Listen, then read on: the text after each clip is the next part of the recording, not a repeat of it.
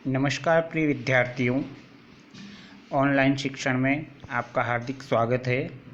कक्षा 8 विषय विज्ञान, अध्याय 8 कोशिका संरचना एवं प्रकार। पिछले वीडियो में हमने कोशिका की संरचना और उनके कार्यों के बारे में समझा था। आज का हमारा शिक्षण बिंदु है कोशिका के भाग। पहला भाग है कोशिका झिल्ली। कोशिका के मूल घटक हैं कोशिका झिल्ली, कोशिका द्रव्य, केंद्रक। कोशिका द्रव्य एवं केंद्रक कोशिका झिल्ली के अंदर परिबद्ध होते हैं यानी स्थित होते हैं। कोशिका झिल्ली एक कोशिका को दूसरी कोशिका एवं घिरे हुए माध्यम से अलग करती है। कोशिका झिल्ली, जिसे प्लाज्मा झिल्ली भी कहते हैं, यह सरंध्र होती है तथा विभिन्न पदार्थों के कोशिका में आवागमन का नियमन करती है। प्याज की कोशिका की सीमा कोशिका झिल्ली द्वारा परिबद्ध होती है, जो एक और दृढ़ आवरण द्वारा आबद्ध होती है, जिसे कोशिका भित्ति कहते हैं।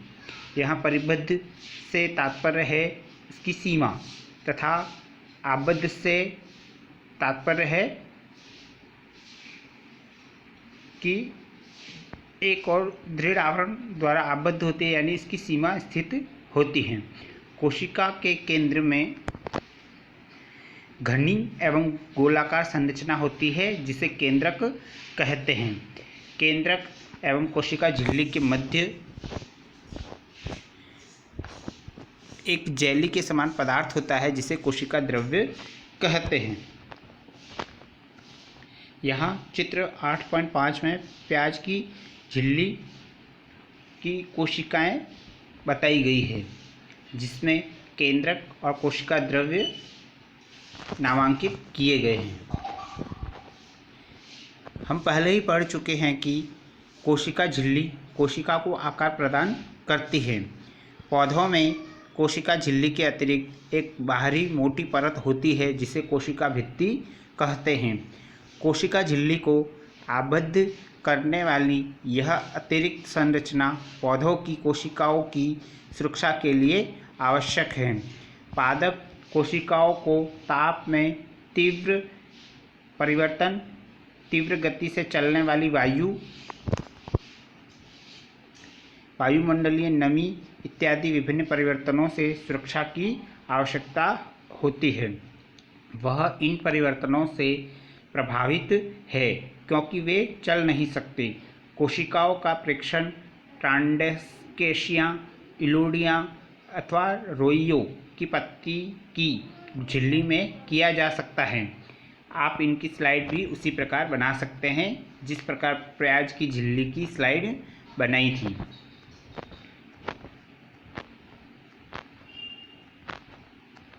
कोशिका द्रव्य कोशिका द्रव्य के बारे में हम समझे उससे पहले चित्र 8.6 इसमें मनुष्य की गाल की कोशिकाएं बताई गई हैं। यह आंतरिक गाल का आंतरिक भाग है। इसकी छोटी सी चमड़ी को काट कर उनकी कोशिकाओं का आंतरिक चित्र दिया गया है, जिसमें कोशिका झिल्ली, कोशिका द्रव्य, केंद्रक तथा कोशिका झिल्ली, केंद्रक झिल्ली हैं। सर्वप्रथम ये सभी कोशिकाएं हैं।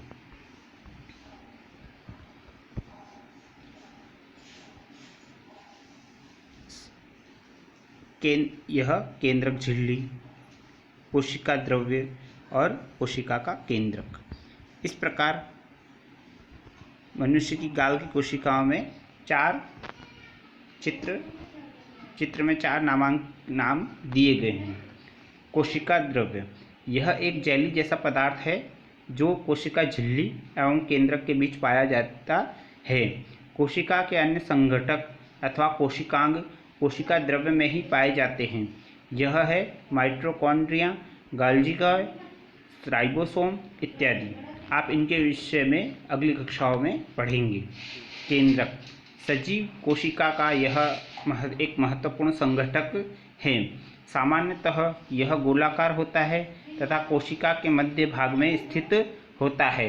इसे सरलतापूर्वक अभिरंजित करके सूक्ष्मदर्शी के नीचे आसानी से देखा जा सकता है। केंद्रक कोशिका द्रव्य से एक झिल्ली द्वारा अलग रहता है, जिसे केंद्रक झिल्ली अथवा केंद्र आवरण कहते हैं।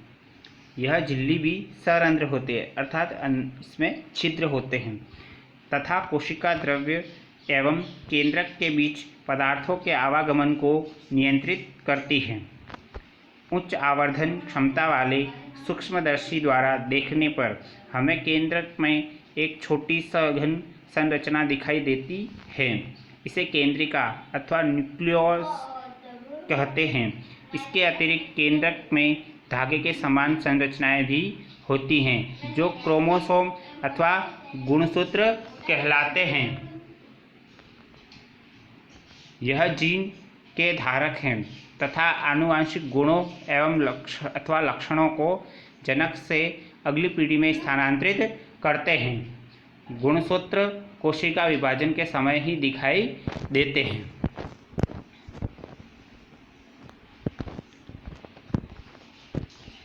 जीन क्या है? जीन सजीव में आनुवंशिक की इकाई है।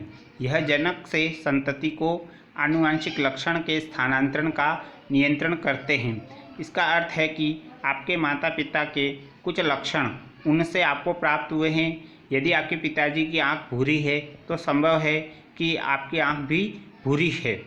यदि आपकी माताजी के घुंघरालू बाल हैं तो हो सकता है आपके बाल भी घुंघरालू हो, परंतु जनक प्राप्त विभिन्न जीन के संयुक्त होने के परिणाम स्वरूप लक्षण भिन्न भी हो सकते हैं। आनुवंशिक अथवा आनुवंशिक गुणों के वंशानुगत गुणों के अतिरिक्त केंद्रक कोशिका के क्रियाकलापों का भी नियंत्रण करता है। सजीव कोशिका के समग्र संघटक को जीव द्रव्य यानी प्रोटोप्लाज्म के नाम से जाना जाता है। इसमें कोशिका द्रव्य और कोशिका द्रव्य केंद्रिका द्रव्य दोनों सम्मिलित हैं। जीव द्रव्य कोशिका का जीवित पदार्थ कहलाता है। जीवाणु कोशिका का केंद्रक बहुकोशिक जीवों के केंद्रक के समान सुगठित नहीं होता है। इसमें केंद्रक झिल्ली अनुपस्थित होती है। ऐसी कोशिकाएं जिनमें केंद्रक पदार्थ केंद्रक झिल्ली के बिना होता है प्रोकैरियोटिक कोशिका कहलाती हैं। इस प्रकार की कोशिकाओं वाले जीव प्रोकैरियोट्स कहलाते हैं। जीवाणु और नीले हरे शैवाल इसके उदाहरण हैं। प्याज की झिल्ली एवं गाल की कोशिकाओं जैसी कोशिकाओं में झिल्ली युक्त सुसंगठित केंद्रक पाया जाता है। ये यूकैरियोटिक कोशिका कहलाती हैं। ऐसी कोशिकाओं वाले जीव यूकैरियोट्स कहलाते हैं।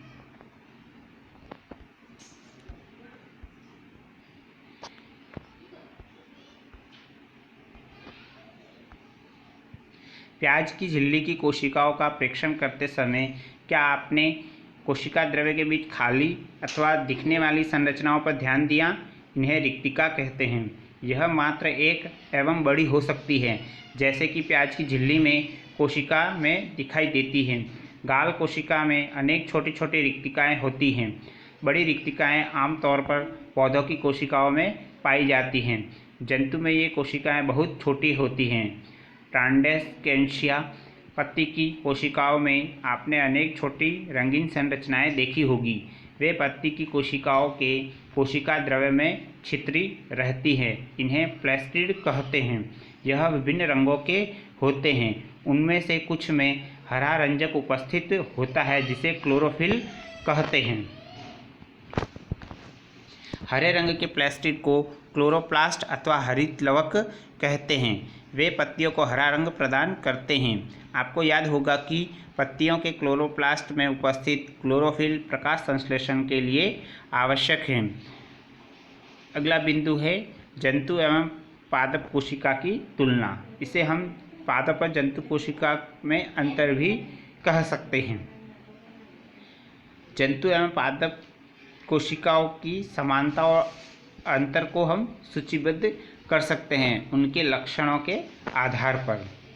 यहाँ चित्र 8.7 ए और बी में पादप कोशिका और जंतु कोशिका का चित्र दिया गया है। हम इस चित्र के माध्यम से भी इस जंतु कोशिका और पादप कोशिका में अंतर समझ सकते हैं।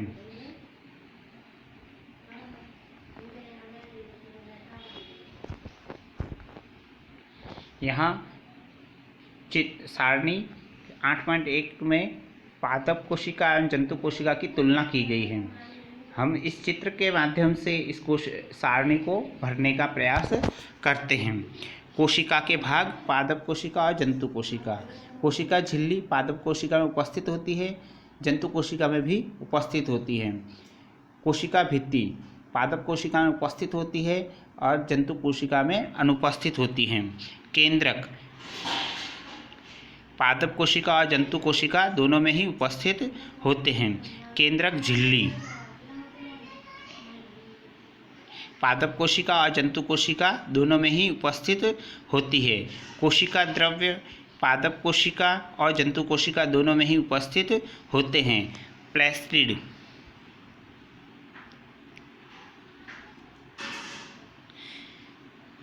यह केवल पादप कोशिका में उपस्थित होते हैं, जबकि जंतु कोशिका में अनुपस्थित होते हैं। रिक्तिकाएं